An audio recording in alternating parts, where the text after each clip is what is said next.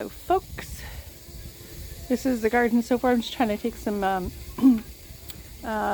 tall echinacea that something dropped on them. Anyway, they're out of the garden. We'll pick.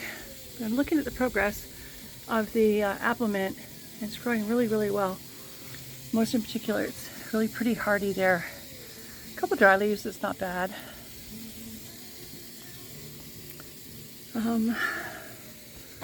There's more mint there.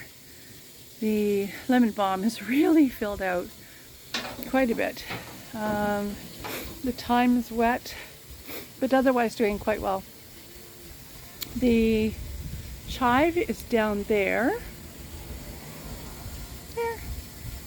And we have, I'm so excited, we have our bird bath to feed the birds, which makes me so happy. And Paul has done, and will too, have actually taken up the soil. It's already been done once, but it really needs a tiller and then some topsoil. So that'll be really good. And that's going to double our garden pretty much, because this is just the front garden. And it's really small. But it's going out to where the flowers are. So that's going to give us a lot more space. There we go. So it'll double what we have here. Awesome. So I just wanted to show you. The bird bath is here.